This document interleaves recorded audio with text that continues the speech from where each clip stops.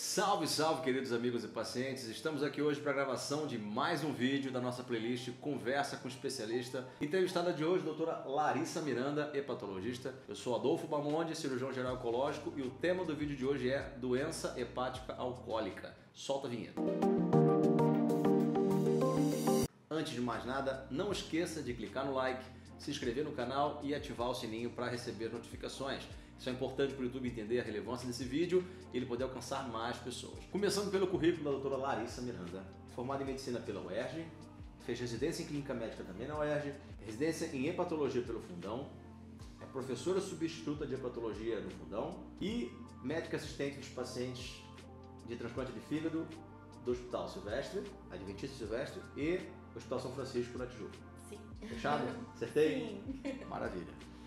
Bom, começando pelo básico, que o álcool ataca o fígado todo mundo sabe, mas como de fato isso acontece? Então, na verdade, assim, a fisiopatologia da doença hepática alcoólica, ela não é completamente conhecida, né? Existem diversas fontes de estudo. O que a gente sabe é que o álcool, o que acontece? A gente ingere o álcool, ele é absorvido pelo intestino e, como tudo que a gente ingere, ele é absorvido pelas veias e o mecanismo de primeira passagem é no fígado. Então, o etanol ele vai diretamente para o fígado, onde ele vai ser metabolizado. A principal via de metabolização do álcool acontece no fígado. Existe uma via de metabolização gástrica também, mas é bem menos importante. Então, quando a gente tem uma ingestão aumentada de álcool, a gente já começa a lesar o fígado única e simplesmente porque a gente tem que metabolizar ele no fígado. Quando a gente tem uma ingestão aumentada do álcool, além disso, existe um aumento no depósito de gordura no fígado, né? Então a gente tem uma esteatose hepática causada pelo excesso da ingestão de álcool, né? E isso ocorre por vários mecanismos: aumento de citocina inflamatória, por alteração da microbiota intestinal, isso também pode acontecer. Aumento de formação de radicais livres intrahepáticos. Então, existem várias formas de lesão hepática secundária ao álcool. Mas é muito importante a gente ter no pensamento e na nossa cabeça que o álcool ele induz o acúmulo de gordura no fígado e isso pode gerar, na verdade, uma inflamação hepática e culminar com alterações crônicas no fígado. Então, o mecanismo específico, o detalhe de como o álcool faz isso, não é tão bem conhecido. Isso. Existem várias vias, né? Na verdade, aumento de produção de radical livre, aumento de citocinas, existem diversas interleucinas que são estudadas, né? A alteração da própria flora bacteriana intestinal pode influenciar nisso. Mas o resultado final vai ser o acúmulo de gordura no fígado. Exatamente. Por causa do consumo de álcool. Exatamente. E lesão tóxica direta também ao parênquima. O próprio etanol, lesão da célula do fígado. E os metabólitos que são gerados a partir da metabolização do álcool, né? Então o álcool, ele atua lesando o fígado de inúmeras formas. Exatamente. Não é exatamente uma via exclusiva. Uma via exclusiva.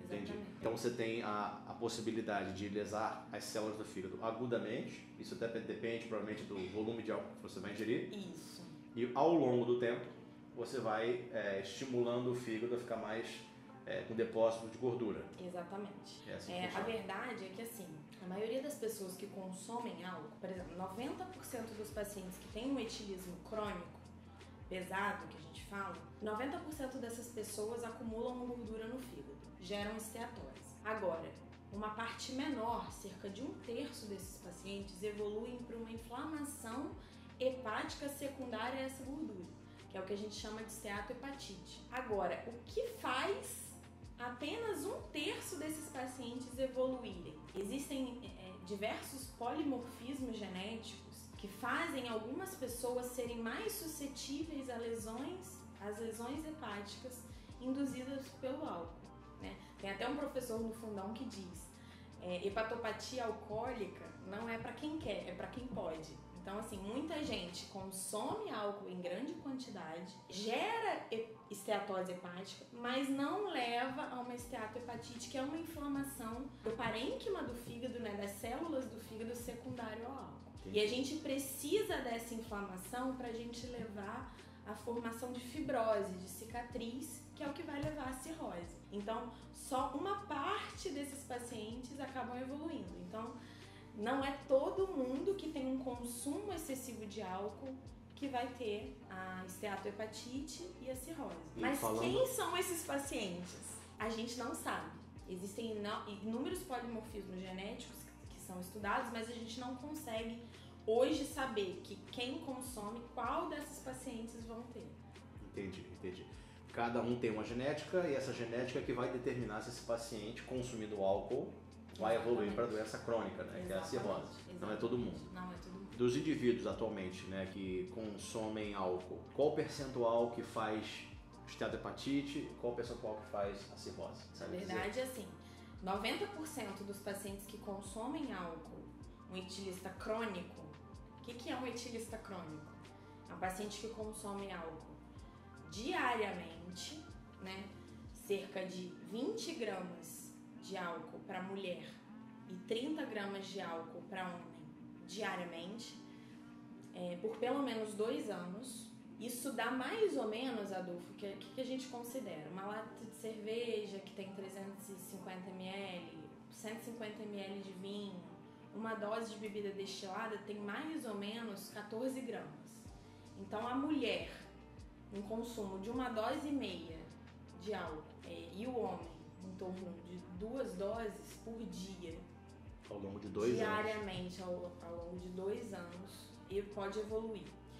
Na verdade, existem estudos que mostram que você pode ter, se você tiver um consumo de álcool importante, em 15 dias você já pode ter gordura no fígado. E essa gordura ela é facilmente revertida quando você para o consumo de álcool. Mas se você tem esse consumo crônico por mais de 2 anos, você pode ter, desses 90% dos pacientes que têm gordura no fígado associada, 1/3, né, 33%, evoluem com esteatohepatite, que é essa inflamação do parênquima do fígado. Desses que têm esteatohepatite, de 10 a 20% evoluem com cirrose.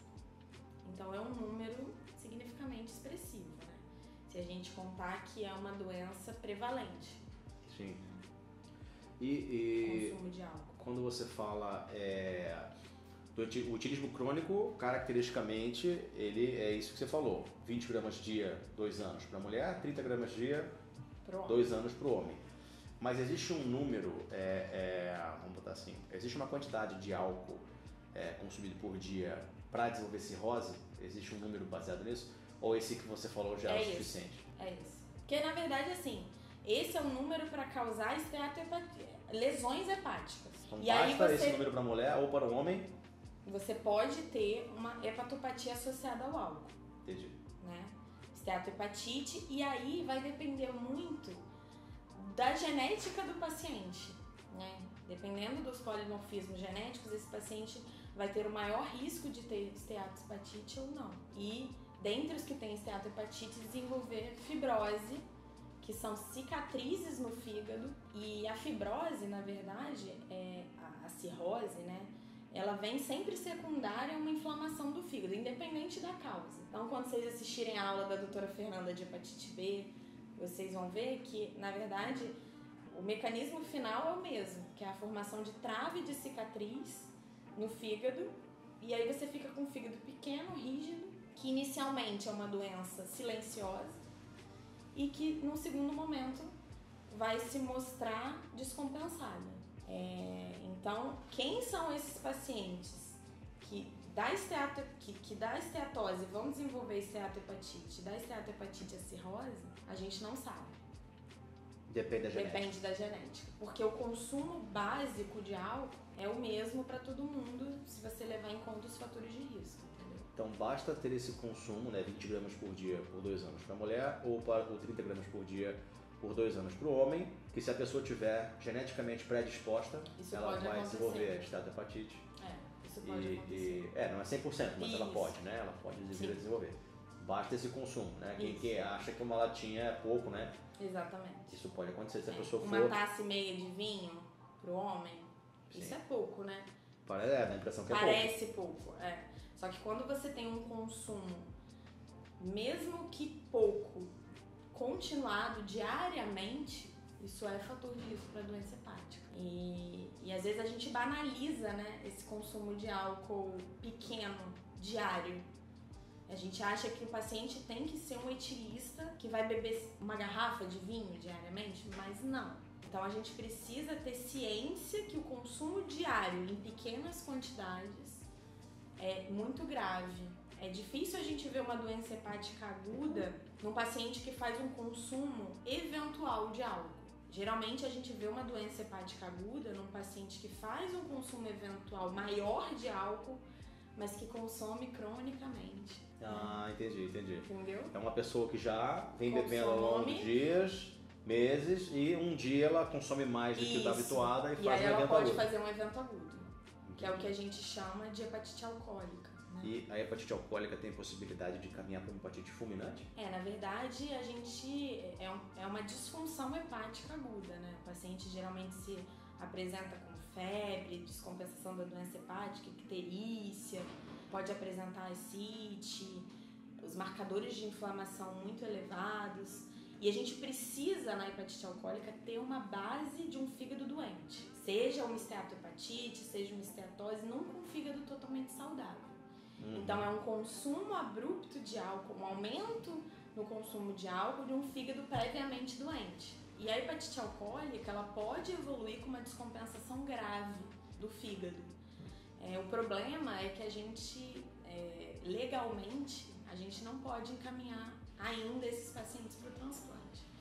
Porque a nossa legislação, para você poder encaminhar um paciente com doença hepática alcoólica para o transplante, ou seja, paciente cirrótico por álcool, ou um paciente com uma descompensação da doença alcoólica, ele precisa ter 6 meses de abstinência alcoólica. Então a gente às vezes é um paciente grave, que tem uma doença hepática que pode ser terminal e que a gente se esbarra numa questão legal de não poder encaminhar esse paciente para o transplante. E a gente tem algumas estratégias nesses pacientes, né? Alguns pacientes a gente consegue fazer medicação, corticoide, nesse caso de hepatite alcoólica, para a gente tentar desinflamar o fígado, né? Obviamente interromper o consumo de álcool, para a gente tentar compensar, fazer essa abstinência e poder encaminhar o paciente para o transplante, né? Então, independente da fase que esse cara tá, o que ele desenvolveu de doença relacionada ao álcool, a parar de consumir álcool é extremamente importante. É o primeiro passo. É o primeiro passo.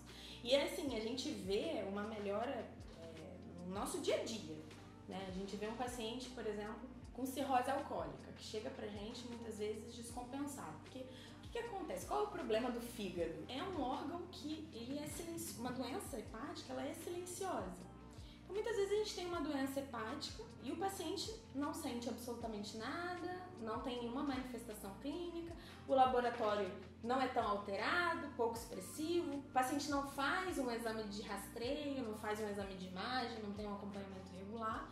Então ele não sente nada, ele já tem uma doença crônica, mas está silenciosa. E aí muitas vezes esses pacientes chegam pra gente já descompensados, com água na barriga, icterícia, olho amarelo, já com alteração do nível de consciência por encefalopatia. E o que a gente vê é que os doentes com cirrose alcoólica, quando eles interrompem o consumo de álcool, a gente tem uma recuperação da função hepática muito importante. Então, assim, a gente vê paciente sair da fila do transplante por interrupção da doença alcoólica. Por exemplo, um paciente que inicialmente teria indicação de transplante, para de beber, a gente acompanha os 6 meses para ver se ele vai precisar de transplante ou não. E aí, no final, ele não precisa mais entrar na fila do transplante. Ele para de agredir o fígado. Ele para de agredir o fígado, ele melhora a inflamação. Não que ele melhore a cicatriz, né? O que tem de cicatriz vai continuar. Mas ele para o estímulo nocivo e recupera e dá um fôlego para aquele fígado, né? Por mais um período. É claro. Ah, Larissa, mas ele nunca mais vai precisar de transplante? Isso a gente não sabe. Mas ele dá um fôlego pro fígado para ficar mais um tempo sem precisar de uma cirurgia que é muito necessária, mas muito mórbida também, né? Que tem muitas complicações. Então a gente vê a primeira orientação para esses pacientes é interromper o consumo de álcool. E pacientes que têm uma hepatopatia já significativa, por exemplo, inflamação, esteatohepatite, cirrose, são pacientes que a gente orienta consumo zero de álcool, né? Não consumir álcool nem eventualmente. Perfeito. E existe alguma medicação que possa ajudar nessa recuperação? Por exemplo, o indivíduo ele está na fila de transplante, ele parou de consumir álcool. Existe algo que a gente possa fazer, uma medicação que ajude ele a se recuperar mais rápido? Não existe uma medicação que a gente... Assim, existe o corticoide em alguns casos da hepatite alcoólica que a gente tem. Quadros agudos, né? Quadros agudos. Não a cirrose. Mas não... na cirrose, assim, que você interrompe o álcool, você não tem uma medicação para ajudar na recuperação hepática. Contém danos, né? Se o paciente evolui com água na barriga, com ascite, a gente vai fazer medicação para diminuir. Se ele tem encefalopatia, a gente vai tratar. Mas, assim, trata as complicações da cirrose. A gente trata as complicações da cirrose, mas não tem uma medicação que a gente faça que a gente consiga recuperar a função do fígado. Hoje em dia, a cirrose pelo álcool, ela estaria mais ou menos em que posição no ranking das doenças que levam o paciente ao transplante? Então, na verdade, a doença hepática alcoólica, ela está entre as 4 principais causas de cirrose e de indicação de transplante. Ela vem acompanhada da doença hepática gordurosa não alcoólica, né? A gente tem um vídeo só sobre isso com a doutora Camila Seconello. Vou deixar o link em algum lugar aqui. Muito interessante e muito prevalente também. Exatamente. Tá ganhando, né? Tá ganhando aí destaque, né? Como hepatite B e C e o álcool. E, na verdade, a esteatohepatite não alcoólica, ela vem até ganhando um papel maior do que a hepatite B e C. Né? Tá crescendo bastante. E, assim, só pra gente, já que a gente entrou nessa coisa da doença metabólica, né? A gente tá falando que o álcool acumula gordura no fígado, né? Faz esteatohepatite também. Então, quando você tem um paciente etilista crônico, que já tem só por aí uma propensão a ter acúmulo de gordura, esteatohepatite, se você vem associado de doença metabólica, diabetes, dislipidemia, né, o colesterol alto, obesidade, isso aumenta muito o risco de evolução de doença, né, de inflamação, enfim. Ele tem a esteatohepatite alcoólica e a não alcoólica. E às vezes é difícil a gente diferenciar, né? Dá pra saber qual foi a causa. Clinicamente, exatamente, mas não é incomum. Então, às vezes a gente tem um paciente etilista, que é obeso, que é dislipidêmico, então acaba que tudo se mistura um pouco. E existe uma forma de você associar um tratamento para o vício do alcoolismo? Você pode fazer alguma coisa nesse sentido? Sim, com certeza. Na verdade, é muito importante a gente fazer um tratamento multidisciplinar, né? Com equipe de assistente social, psicologia, psiquiatria, sessões de terapia em conjunto. Então, assim, o ideal é a gente sempre ter um acompanhamento multidisciplinar. Isso é muito importante. É o mais importante. Assim, né? como, assim, a gente nunca trabalha sozinho, né? Então, a gente precisa ter a doença, o alcoolismo é uma doença que a gente precisa e não afeta só o fígado, né? Então, assim, o álcool, ele causa doença cardíaca, ele causa neuropatia, né? Ele causa alteração no pâncreas. Então a gente precisa de toda uma rede, além das questões sociais e psiquiátricas associadas a isso. Então a gente realmente precisa ter uma rede de apoio, tanto técnica quanto também familiar do paciente. Bom, enquanto a gente fala, por exemplo, de um paciente que já tem uma doença hepática, ou até mesmo cirrótico, né? Uhum. Como é permitido o consumo de álcool para ele? Existe essa permissão? O álcool pode piorar alguma coisa? Na verdade, assim, quando a gente tem um paciente com uma doença hepática de qualquer etiologia, né, de qualquer causa, então, por exemplo, se eu tenho uma pessoa com uma hepatite C, já com uma cirrose, ou uma hepatite B, ou doenças autoimunes, qualquer que seja a causa, o álcool ele pode agir como um fator de descompensação da doença. Então a gente orienta que o paciente que tem doenças hepáticas crônicas de qualquer causa não faça um consumo de álcool. Né? Em qualquer quantidade. Assim como a gente orienta a não usar nenhuma medicação que agrida o fígado, né? Por exemplo, anti-inflamatório, alguns suplementos, alguns chás, a gente também orienta a não ter nenhum consumo de álcool.